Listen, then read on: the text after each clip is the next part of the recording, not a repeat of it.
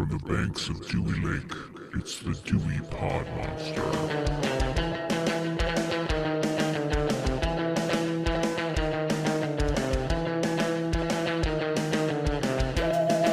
All right, we are back. My name is John, and this is the Dewey Pod Monster podcast. This is your weekly podcast about consumption. On this podcast, we talk about movies, we talk about music, beer, whatever else comes to mind. Anything that can be consumed, we're here to talk about it. With me this week, as always, is my co-host, Sean. He is moderately interested in talking about Cheez-Its for an entire episode, and he is the authority on Michigan craft beer. You can find him at Draft Therapy. Yes, that's... I don't know why I screwed that up. But yeah, Sean, tell him about your stuff. How are you? I'm good. You're the one that with the Cheez-Its fanaticism. I mean, those things are damn addicting, and you seemed interested. You shot down the Taco Bell episode pretty quick, but you didn't shoot down the Cheez-Its episode right away. Cheez-Its don't give me diarrhea. It's got that going for it. That's a plus. Yeah. What have you been up to this week? The French. Not much. Finished The Boys. Finally finished it. I think the final episode just came, and I saw that I was scrolling through YouTube, and there was a clip. It was like the last minute of the last episode of The Boys, season 3 or whatever it's on. It's like, well, I guess I should watch this before all these Apple News and all these stories tell me what happens. So I finished that and watched the George Carlin HBO Max documentary, 2-part documentary thing. It's like a 2 hour. I haven't seen that yet. It's pretty good. It's 2 hour documentaries. The thing that I found interesting about that is George Carlin died. He was 71, and he always looked like an old man. Like I had seen his old stand up, from like the 70s and the 80s and stuff, but he always just like always looked like I thought he was 70. And they showed, I didn't realize that he guest hosted on Johnny Carson for the late whatever it's called, Tonight Show with Johnny Carson. I didn't realize that he was like a regular guest or a regular guest host. Not like a Jay Leno, but he would do it maybe 5 or 6 times a year, which that's pretty regular. But they have this clip, and he's like, yeah, I'm 45 now. And I look at him, and he looked like he was 60. He led a hard life, it seemed like. Yeah, but people aged worse or something. Like, I don't do anything special, but I don't feel like I look like I'm my age. I don't know. Maybe I'm wrong. Maybe I look entirely older than I actually am. You look like you're like 74, so You're doing pretty good. Yeah, I'm actually really 76, so I'm doing good. One of my great bucket list things I'll always have is when I think it was 17 or 18 in that area, my parents bought me tickets to see George Carlin live. I didn't know this at the time, but I saw him, and then he died like a month later. So I saw him on one of his last shows before he died.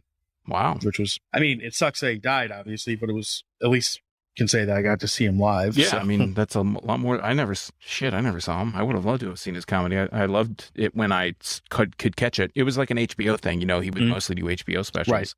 And that wasn't something that necessarily, when I had HBO, I would catch them, but I didn't always have it.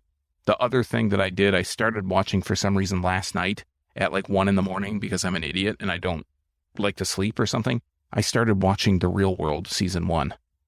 I have no idea why I did this, but I watched an hour of it last night, and I'm probably going to watch an hour tonight. One from like 1992 or something like that? Yeah, like 93 or whatever year it's from. Is that the one with Puck on it? No, that was the first season's New York. That's the 3rd season. Oh, I don't know. 2nd season's Venice Beach, California. The show that kind of made MTV eventually work towards never playing the M part of MTV. Yeah, and I think watching that Dark Side of the 90s, they had a Dark Side of the 90s about the Real World, and that kind of like stoked my interest in watching it again. Is it good? Like, does it hold up at all, or is it just kind of really dated and It's dated because of the time. It's the 80s. Yeah, it's the 80s. No, it's the 90s, so it's early 90s. I think like 92. It was out in summer of 92. So it's dated in that way, and because it's like one of the first real like mainstream reality shows, the editing is really weird. They have music, and this is somebody's like VHS rip or something, because it's all the real music's in it. There are commercials that they that they would play in the commercial breaks. So it's the real deal, all the stuff, and there's constantly music going over everything, and it's before they really had confessionals. Confessionals became a Real World staple, and a lot of other reality shows do confessionals, or they did. So this was all that's, it's really interesting, a time capsule to see how this whole, like, I mean, basically almost every show on TV now is unscripted, or I'm sorry, a scripted reality show. So it's just kind of cool to see how everything started, but it's interesting for sure. I don't know if I have the patience to go back to that. I have Paramount Plus, and I think they have all the old MTV shows on there, so it might be on there to watch, but I think I would get one episode in and be like, all right, that's about enough of that. Yeah, I think I've been going through a heavy nostalgia again. At the start of the pandemic, I went like hardcore deep into nostalgia, and now I feel like I worked through the 80s, and now I'm like into the 90s for some reason. At this rate, by 2024, you'll be caught up to the current generation. So Yeah, maybe I'll be in the 2000s or the 2010s or something. there you go. Anything else that you caught this week? Nothing noteworthy or rememberable. Memorable. I like it the first way more. Yeah, So, nah, nothing rememberable. You had an interesting weekend. I don't know if you caught anything on TV, but Yeah. I know you did. You were out and about. I didn't catch much on TV. The only thing I had on, they put the Wild Boys on Paramount Plus, which is, speaking of old MTV shows, I wouldn't say that I've really been watching it, but as I've had it on kind of like as background noise, essentially, whenever I've been doing stuff around the house. And kind of funny that there's a running gag through every episode where essentially Steve-O and Pontius run naked at a herd of like dangerous animals and chase them.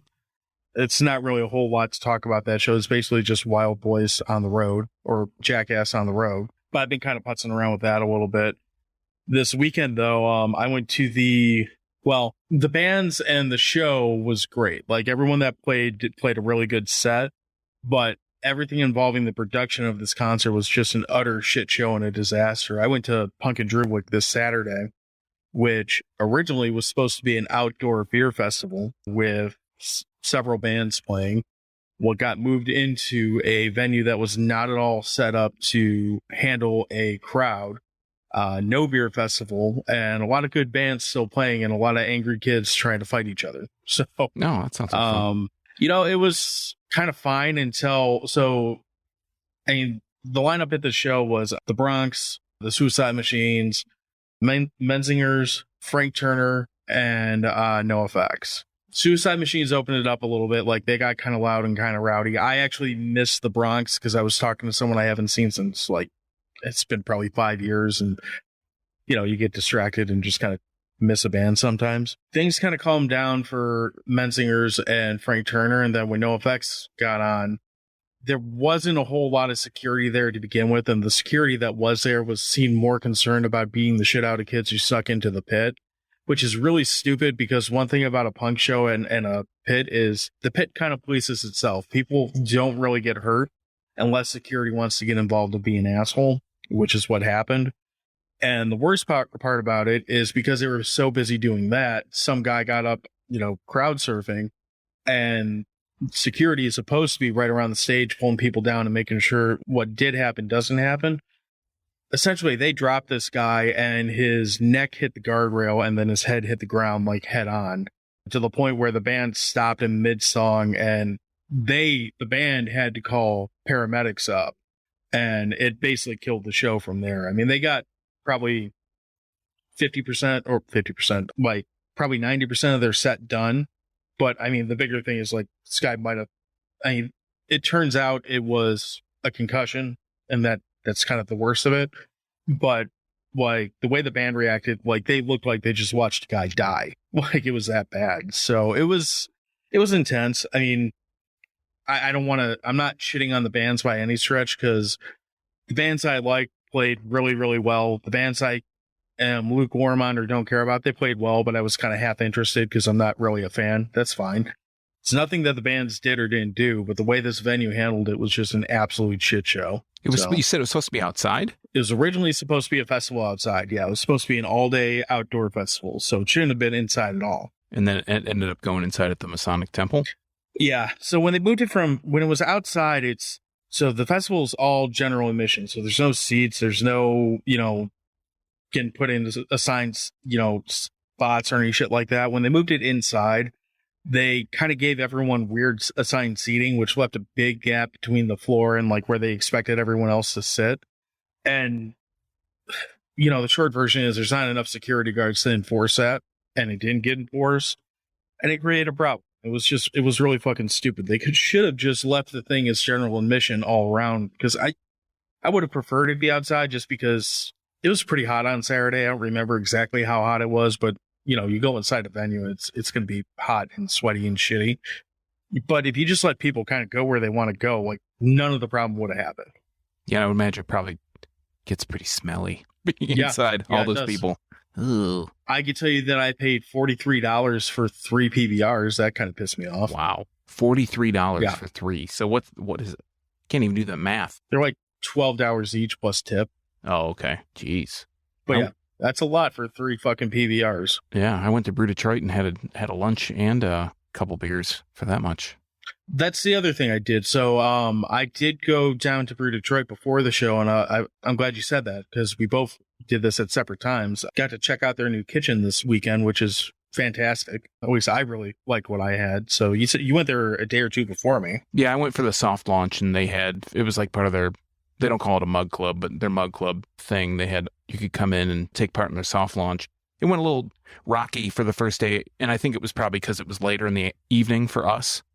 So everything's kind of winding down. It was really busy. It was crazy busy when we got there. And then I went there again on Sunday with my friend. We went to Loaded Dice first. They had their mug club thing on Sunday. And then I went to Brew Detroit just to kind of They did a pig roast, didn't they? They did tacos. Oh, did they? Maybe I saw a pig roast. Yeah, maybe. I don't know. We didn't stick around for food, even though it was free, because I'm stupid. I like to spend my money, I guess. But yeah, so got a different thing at Brew Detroit, had a couple beers, had the new one, the Suicide Machines beer, and had a Yumtown, of course, because, when in Rome. But yeah, it was a lot smoother this time. Your drink order matched mine exactly. It's like great minds or something. Yeah, so, serendipity. That too. So, no, it was great though. You sent me a picture of the menu before I actually got down there, but I was kind of blown away by how much was actually on the menu. I would suspect that within like a month or two, they probably trimmed that down quite a bit for whatever's, more appropriate, I guess. I got just a sandwich and it was pretty solid. I was trying to eat a little bit, not anything heavy, because I knew where I was going. I was going to be hot and sticky and all that shit. Yeah. But there was at least like 6 or 7 things on that menu. I'm like, well, I guess I'm going to have to come back for this. I'm like, oh no, don't twist my arm. Come back here. So I think the simplicity of that menu is that while it looks like there's a lot of things, it's a lot of items that are interchangeable. If you have a pizza, you can do 10 different pizzas. It's just the toppings that you put on it. If you do, I don't know, salad, obviously, you got lettuce in all of them, and you just change the shit on it. So, and then sandwiches are kind of the same thing. I mean, you probably use some of the sandwich ingredients for the pizza. So I wouldn't be surprised if it gets pared down, because I think it is a pretty large menu. But on the other side, if it stayed the same, I wouldn't be surprised either. And you were right. It's crazy how much adding the tables and the booths in there really kind of makes it look like a whole new tap room. Yeah, it's a lot different.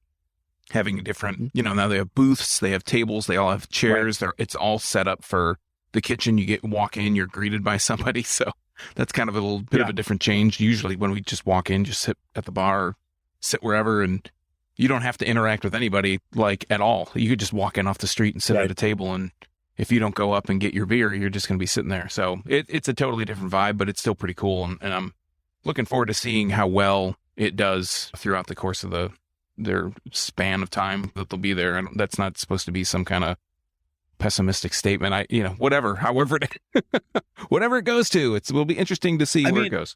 I'd really like to, I hope that it, not just because I'm a fan of the place, but I'd really like to see them kind of expand even more with it, just because they're in such a good location. Like if you wanted to go to pretty much anything downtown, like the Masonics only like a street away from where the big stadiums are. So it's not like you're talking about a huge, like, it might not be quite walking distance from Brew Detroit, but you're talking like a 2-minute drive. It's not a big deal. So they're definitely close enough that, I would hope that they could start getting more people in there before events and after events. And like I was saying to the people that I went with, like, my wife had been there before, but the other person I was with had never been in there. And she works in the beer industry.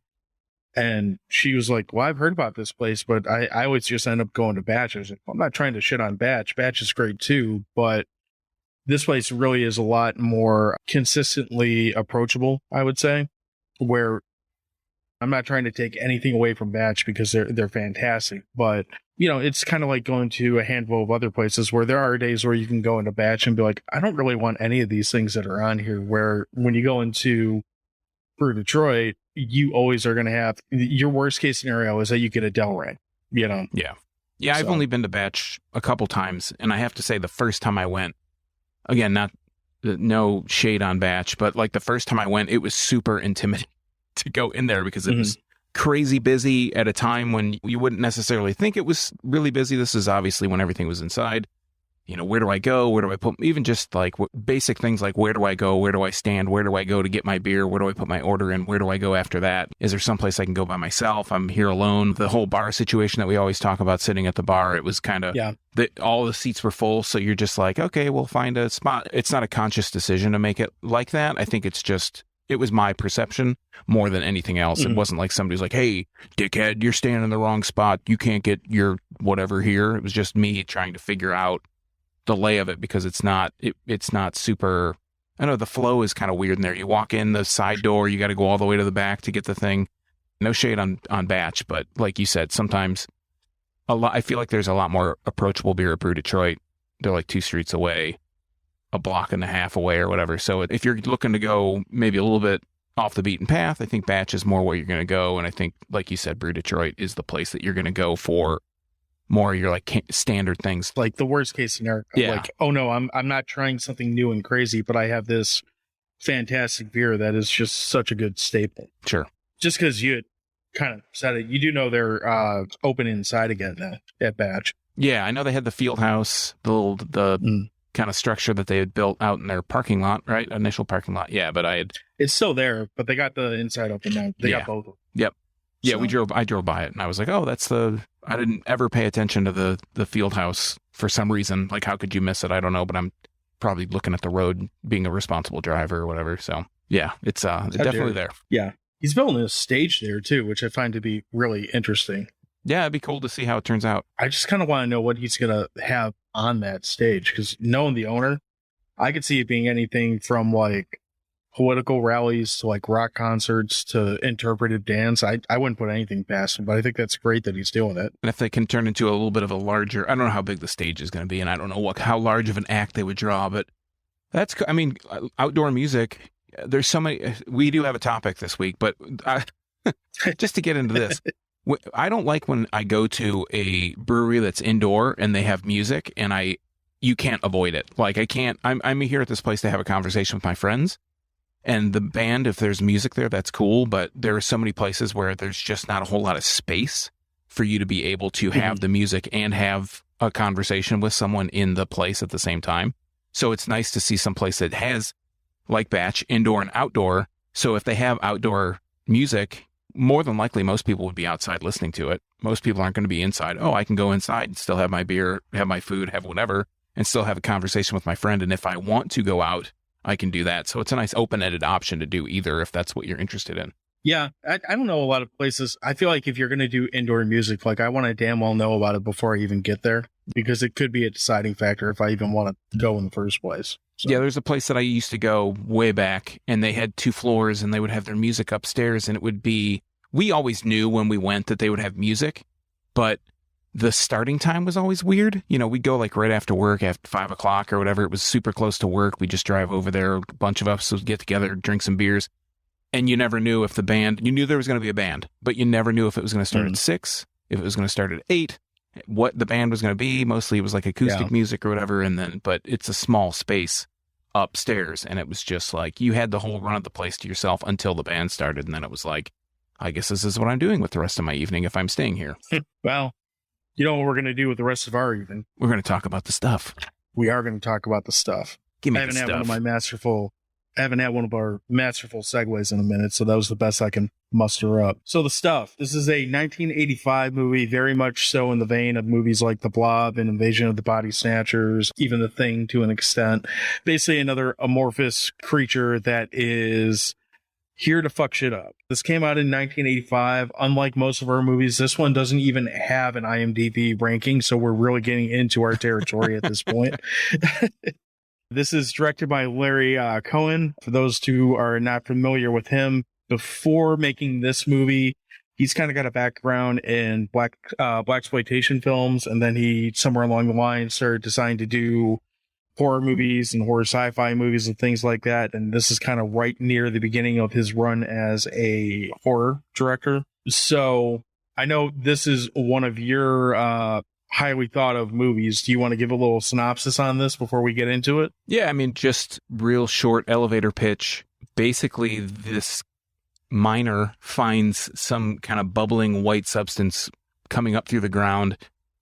As you do with white stuff growing up through the ground or bubbling up through the ground, he decides that it's probably a good idea to taste it. Immediately. No hesitation. He figures out this stuff's delicious. They start marketing it, and it goes on shelves, and it's a substitute for ice cream.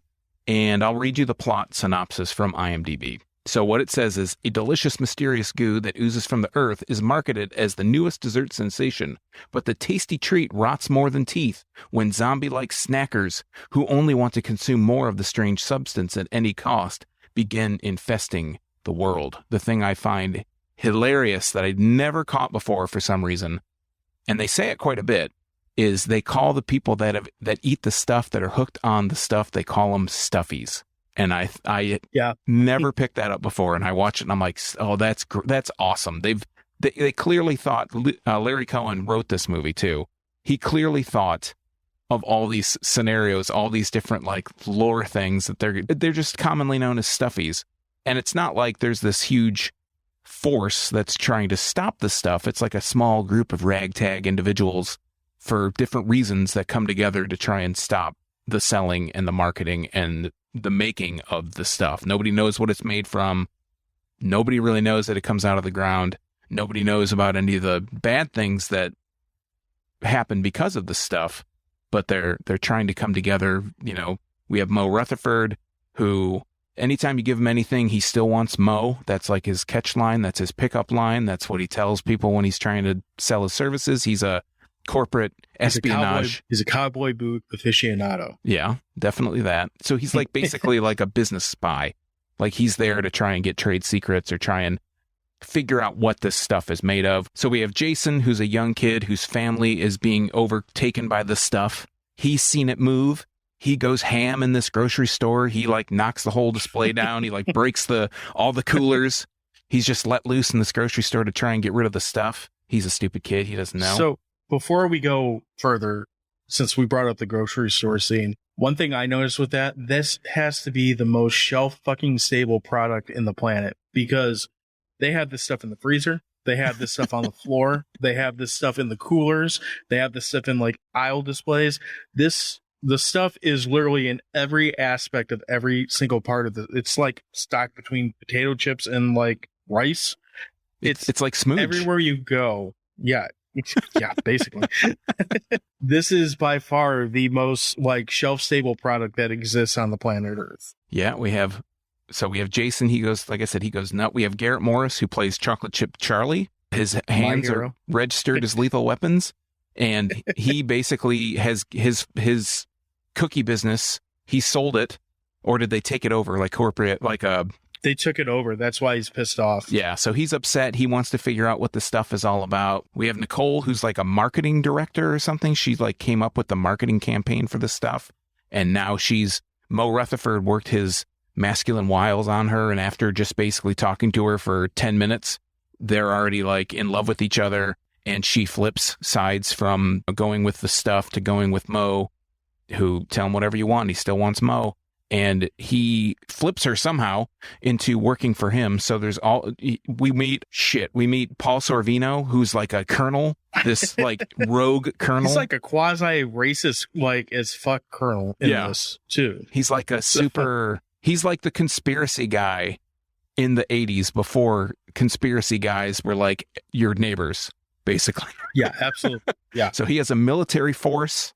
He's there to help out. He's got the best kind of military force, because it's very like 80s movies where they're invisible And then as soon as they make themselves known, they all scream at the same time and run towards whatever they're pissed off at. Yeah. There's no real stealth. As soon as one of them is seen, you see and hear them all coming at the same time. And that's kind of a funny, that's a funny point you bring up, because I think of the stuff, like what would make it even so much more sinister. This movie, like, just to kind of put it out there, this is like a horror comedy, right? It's a little bit of satire. Oh, yeah, it's a big time commentary on consumerism, on basically like drug abuse, the crack epidemic, stuff like that.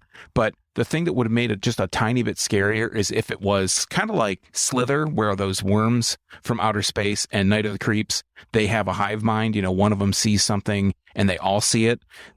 That would, you kind of bring up the army dudes, the colonel's dudes, and they have a hive mind in the opposite way. You know, like they're super sneaky. Like you said, they're invisible. You don't see them. But when you see them, you see all of them. It's like a reverse hive mind. And making this movie would have been super creepy if the stuff would have been more of a hive mind. But as it is, it's kind of like they can pick them off individually, these people, these stuffies who are basically overtaken by the stuff. And what happens is when these people eat the stuff, it amasses in their bodies, and it starts to basically control them from the inside out. It like rots them from the inside out, and the stuff can assume their form or whatnot. It basically, these people are meat puppets for them, for the stuff. And we still never know what it is. It's never explained if it's like an alien thing, if it's just like something that existed before people on Earth.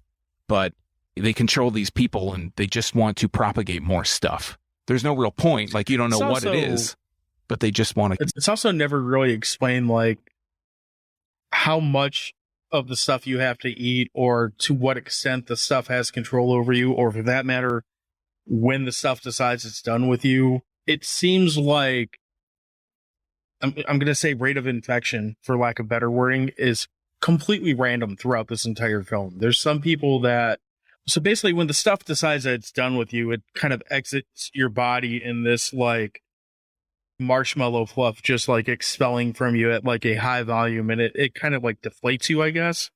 Kind of takes whatever's there and in some cases blows you up.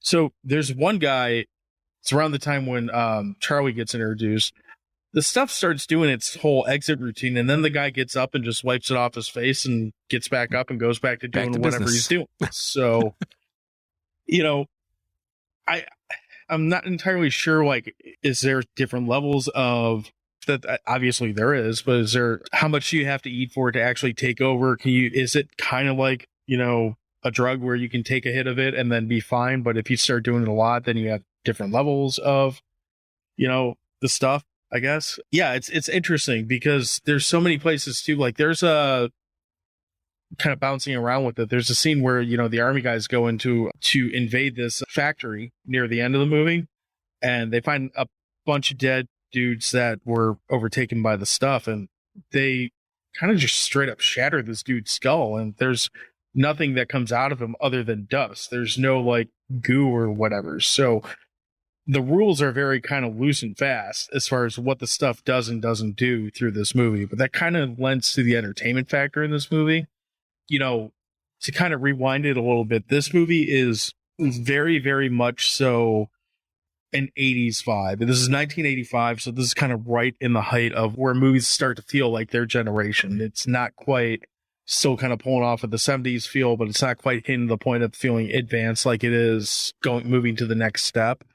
There's a ton of scenes where the green screen work, or I'm assuming it's green screen work, are just painfully comically bad. Like, the perception of where characters are and like what they're trying to do in different shots, it works for the movie because of when this movie is, you know, shot and where it takes place. It's like, well, that's probably what the technology was at the time.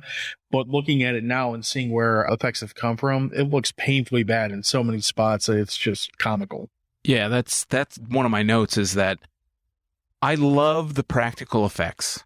Like, they do the things, like you said, when the stuff comes out of the guy's mouth, it looks great. When it gets burned, when they do things where they build entire sets where the whole thing rotates so somebody can be, it looks like they're standing against a wall, but they're actually laying on their back so stuff can be dropped on them. There's gravity there. They use the same rotating room that they use for the Nightmare on Elm Street scene. I don't know if that's true or not, but I had read that somewhere. Yeah, it would have to be the same not sure concept. This is even it's definitely the same concept. I heard it was the exact same room. Because you know the scene I'm talking about where Yeah. she gets dragged up the wall. Yep. Supposedly that's the same square that they had. I guess since this is a year later, they just still had the rig and just used it for this. I mean, we go from scenes like that or scenes where they light it on fire. That's like the one thing that seems like this stuff does not like is to be burned. So what all fire bad, bread good. They have these scenes where it's oozing. There's a scene, like you said, the one with the guy, it like rolls out along the floor and up the window ledge and like out of the window. And that's how it gets away. But then it comes back. The practical effects up to maybe the Chocolate Chip Charlie puppet scene, which has its own like mind scarring scene of its own. It's like a super just weird scene. But have you seen the behind the scenes of that scene? I haven't, but the practical effects are awesome. Any matte effect or green screen, like you said, is just comically bad, real bad. You know what the other thing I noticed in it that's pretty funny? So there's a handful of scenes where Mo and Jason and Nicole are running away from either a group of stuffies or several of them. Specifically, the scene where they get away on the boat and the scene where he gets away from Jason's family. Yeah. Both times, the stuffies push his vehicle away from them. You actually see like a guy jump in the water, get behind the boat, and push them away as he's quote unquote chasing them. Yeah. And they do the same thing with the car. Like, did he get stuck or something? And they just scream, push him. So the car won't start, stalled. You gotta pop the clutch, give him a push. Right. But I mean, this, you know, the other things that are really great in this movie too, like Mo's accent through this, like it's very like Colonel Sanders, like Southern drawl through the whole movie, which is completely out of place to anyone else in this movie. But it kind of works. He's almost got this like quiet, cool thing to him through the whole thing. Paul Sorvino, when he pops up in this movie, he's so out there. He's the guy that's talking to God on a two-way radio through this movie, without question. He's like an 80s Alex Jones almost. Oh, yeah. Anyone who's not white, he immediately calls him a commie. And I think he calls the stuffies a commie a couple times, too. Yeah. He's also kind of the hero of the movie because once he gets on the radio, he saves the day. Like, the mindset of the country in this movie is so fucking bizarre. Like, in the span of this, I don't know what the time span is in the movie. We'll say, I would assume at least a year or two, something like that. Oh, you think it's that long? I'm trying to be generous. I feel like it's like a week. I think it plays like that, yeah. But however long this movie, like the time span of this movie, like you see this like culture go from not only like adding the stuff to like their dessert menu, like this flat out fucking replaces everything in their fridge. Like their entire diet is now just this stuff. Yeah. So they're like, they even have a point where Jason's dad's like, we don't need to sleep now that we have the stuff. We have more energy than ever or whatnot. And well, that's the stuff talking. Well, exactly. So you see like this entire country essentially go to totally accepting this product to in the span of like like maybe a 1 minute radio broadcast, maybe they're rioting, they're blowing up, the stuff at this point has like their own fast food chains, basically. Yeah. They're blowing them up. They're doing like book burning style burnings of the stuff. And you're seeing the stuff go to like, well, I guess this happens a little bit after that. You're seeing the stuff go to like the underground, like drug scene, essentially. Yeah. It's like a street, it's like a street drug. Right. You know why it works so well though? Why the people buy into it. Believable. Well, the people buy into it because of that. This is one of my favorite things in this movie, the marketing. They show like little faux commercials or whatever that would air on TV. They might film it off the TV. That's the way it's presented to you. But it is so like it so captures that time frame. It's like a time capsule of 1985. They have, the they people have the Where's the Beef Lady? Yeah. They have the Where's the Beef Lady. They have people in like, their aerobics or with their leg warmers and step aerobics and all that crap. And they're doing these dances. They have runways where people are like eating the stuff or whatever on the runway as part of the commercials. I love the runway commercial because it's got the two girls and you hear the director of the commercial go, no, now feed her the stuff. Yeah. Just like making them shove this stuff in each other's mouth. And the other thing about this is like, I don't know, we have IMDb. Yeah, listeners at home can look this up. I don't know what the time frame, like, I don't know. I know that that Larry Cohen directed V. I don't know, like, where the Maniac Cop stuff comes in at this point, where the stuff comes out. He's obviously an accomplished director and writer. He did Basket Case, I think, or It's Alive. I don't know about Basket Case, but definitely It's Alive.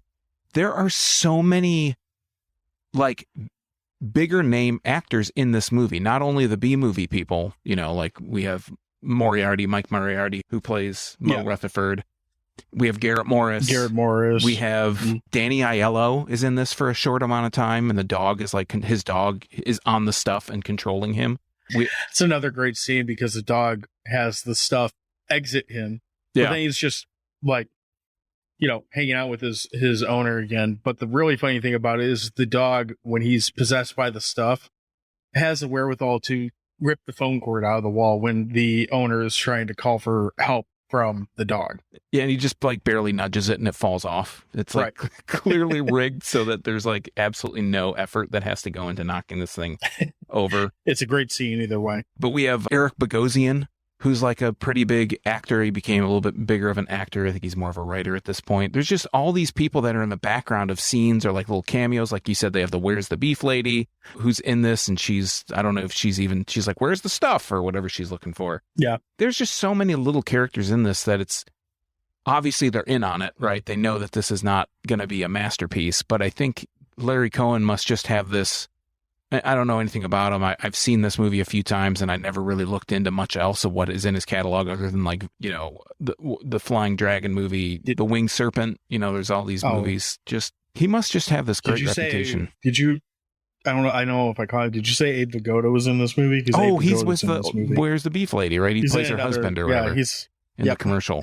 Yeah, it's just like people pop up, and it's funny just to see him in here.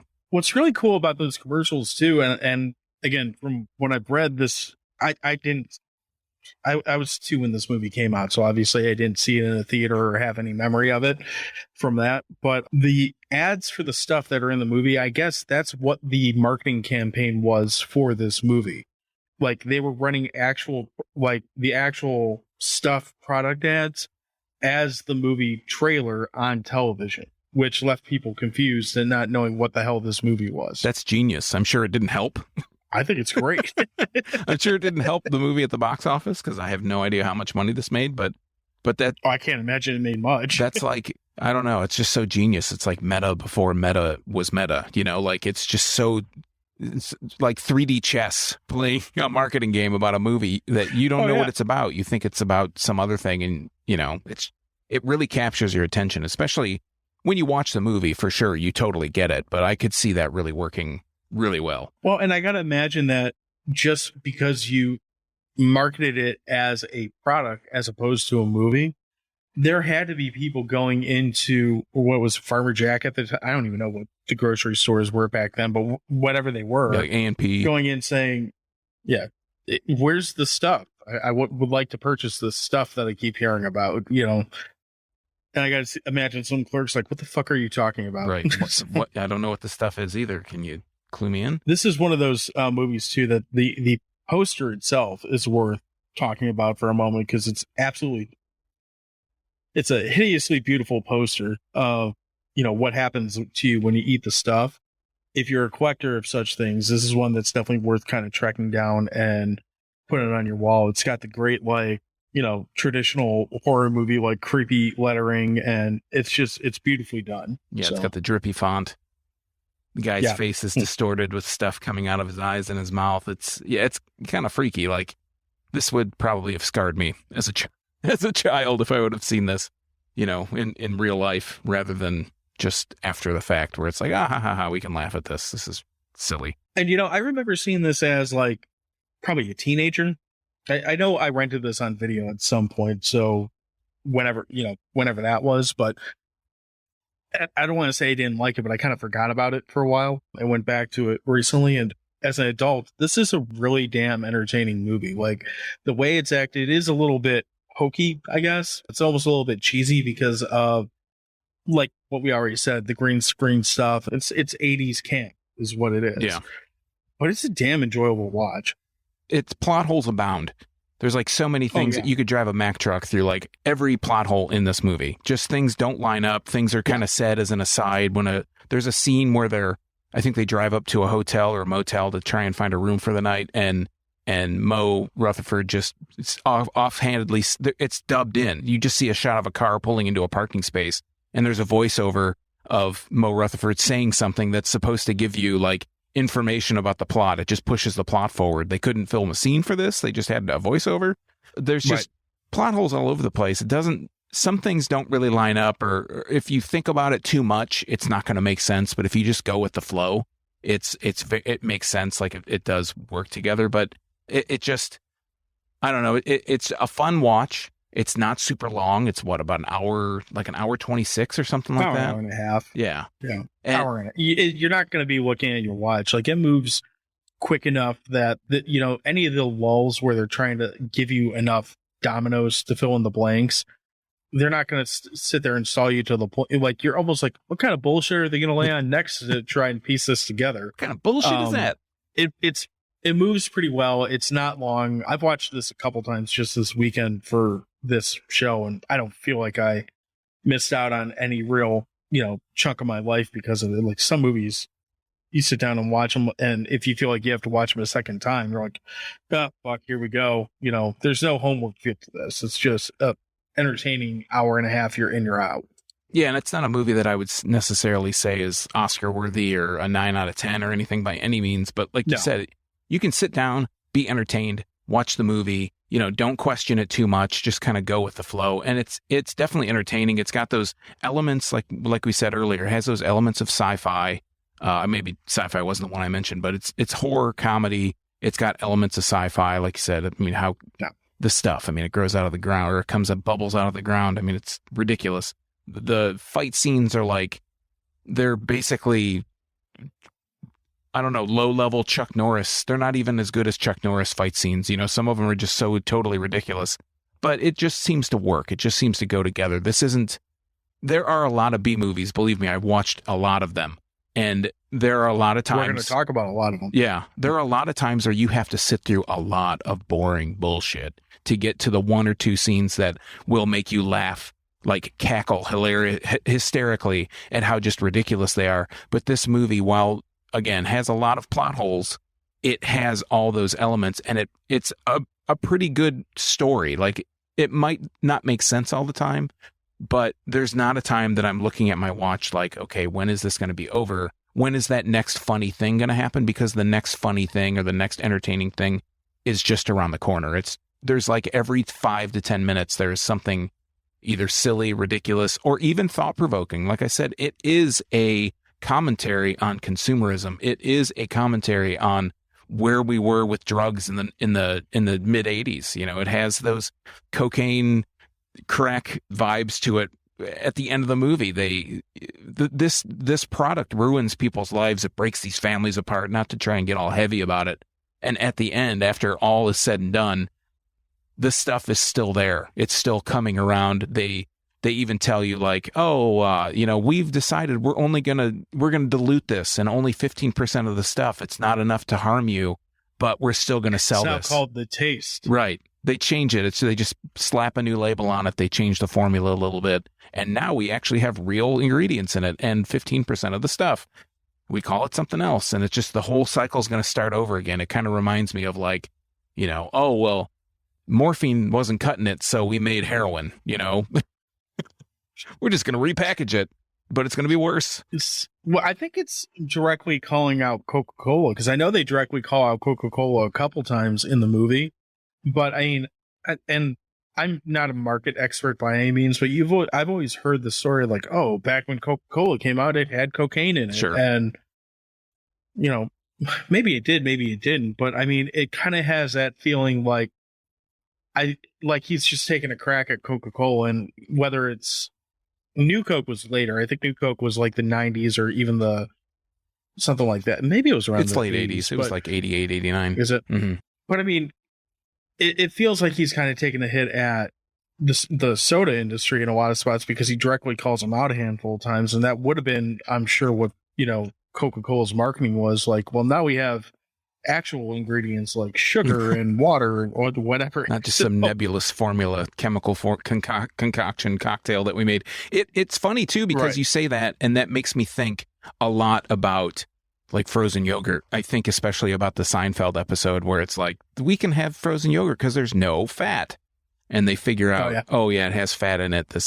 It's not great for you. But it's the same kind of concept, because the stuff it's like low calorie. It tastes great. It's a dessert, but it's not bad for you.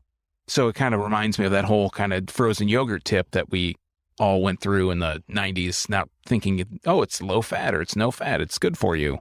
Well, we've come to find out. TCBY was all over the place. Oh, yeah. And The all of a country's sudden best those yogurt, dog. died out real fucking quick. Shit. I mean, the plot holes in this, you're right. The plot holes are plenty in it. I think I even made a comment to you about it when I was watching it at one point this weekend. But the thing about the plot holes is not even that they're forgivable. The movie's so good at keeping you entertained that you're almost entertained by the fact that the plot holes exist, but it's still moving the story forward regardless of that, which honestly, I feel like that's real life half the time. Like, just, you go to work and all kinds of things are fucked up, but you keep moving on anyway. And then eventually you get to where you need to get to. So I mean, in this kind of movie, I'm kind of fine with the plot holes. It's not like I'm watching, I don't know, Citizen Kane or something where a plot hole can kind of ruin the whole trajectory of the movie. It's a serious film for what you're saying as far as the commentary on it, but the way it plays is not something that I would take overly serious. Even in the horror realm, when you're talking about movies they're talking commentary, we're not talking like Day of the Dead or Dawn of the Dead or like heavy Romero type stuff. This is still in that, like, written in a way that's going to make you laugh while we're making a point. Yeah, and I was also going to say that it's filmed really well. I mean, this is a low budget movie. It was $1.7 million in 1985, right? So that's about 2.7 million today. I mean, that's not an expensive movie, but it's filmed. It's on film. That probably is something that helps it. But it's really well put together. Being a B movie, not having a big budget. I have seen so many bad B movies that probably have a budget that's the same or more. You know, they've raised just as much, and they're not nearly as entertaining. So that's one thing that I put a big value in a movie that can be entertaining, regardless of what it's about.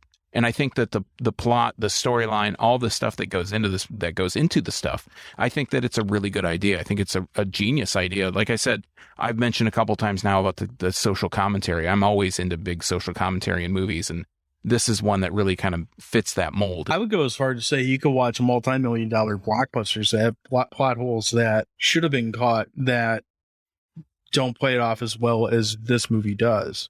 Looking at you, Marvel. But yeah, I mean, everything about this movie, again, it's fun. Do you have a hot dog rating you want to put on this? I want to make a correction. I just looked it up. So 1.7 million today would be 4.6 million. So it's about 4 times That's more. Still a super low budget. But yeah, for a filmed movie. Hot dogs, huh? I think this is such a sliding scale, right? Because we said like massive talent was, I don't know, we gave it like an 8. I think I gave it an 8. You gave it an 8. Something right around. I would say this is a solid 7.5. I mean, it's not the best movie ever made, but it's super entertaining and it makes you think. I mean, it's 1985, but they film on location. There's times when they film in New York. I mean, that's pretty. They probably didn't pull any permits. They probably just pulled the camera out and started recording. And a truck drives at Mo Rutherford for no reason. He jumps out of the way, and you're like, "What's that?" Oh, it's a plot hole driving by.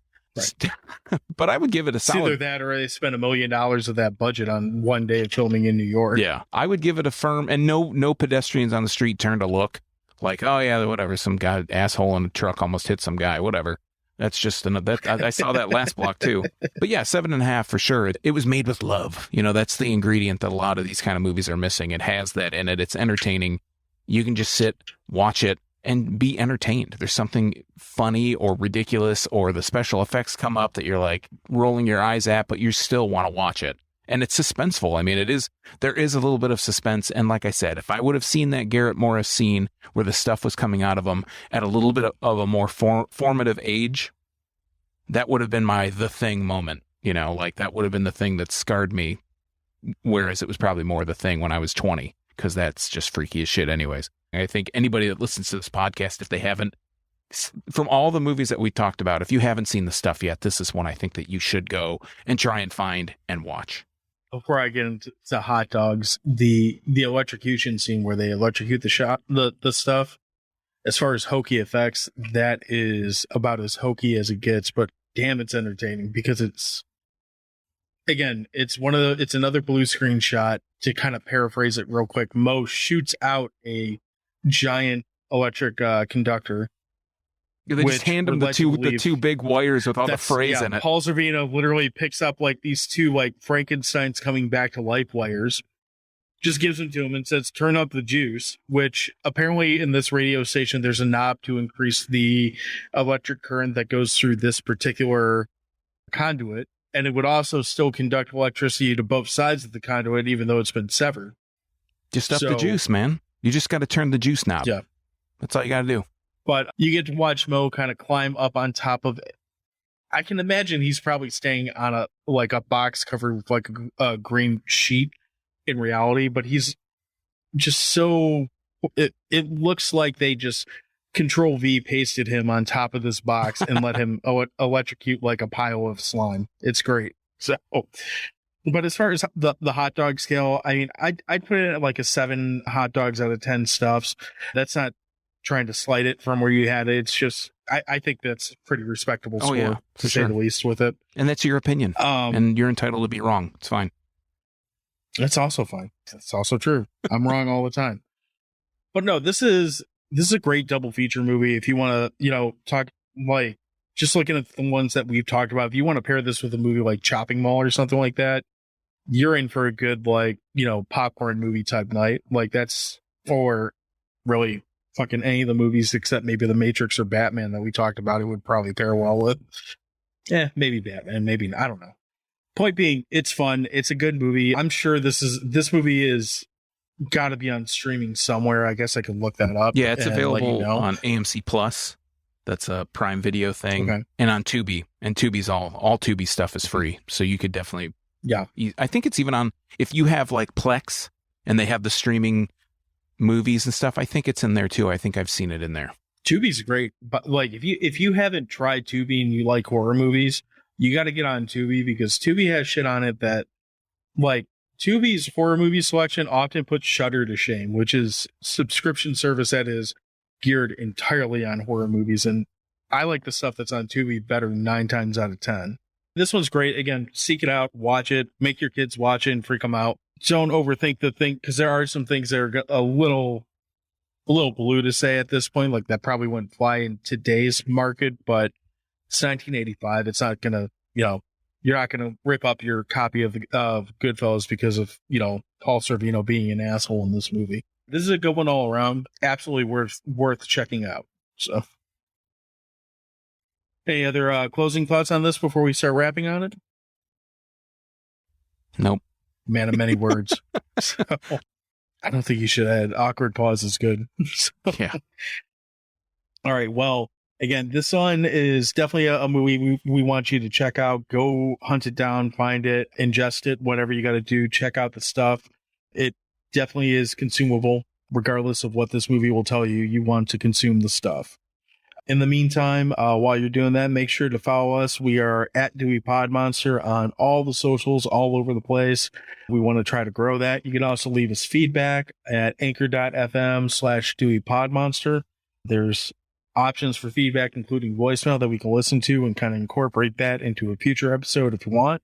So we'd love to hear that. And subscribe, rate, review on wherever you're listening to this. That would be awesome as well.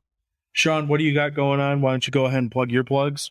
You can find me at youtube.drafttherapy.com. That'll take you to my YouTube channel. I talk mostly about Michigan beer, but I've been talking a little bit about other stuff. I have a video that I'll talk about soon about an uncarbonated vodka water called Mom Water. So I'll be talking about that soon. Oh, I've been wanting to pick that up. Yeah, I got an 8-pack, an assorted 8-pack of it. I mean, there's four different flavors, so 2 each. So I'll be talking about that. And, but yeah, like I said, I mostly talk about Michigan beer, but sometimes some other stuff. You can also find me on the socials at Draft Therapy. All right. That's what we got for you this week. So we will be back every Tuesday. We drop our episodes Tuesday morning, 7 o'clock Eastern time. Check it out and we'll talk to you soon. Later. You can never get enough of the stuff. Are you eating it or is it eating you?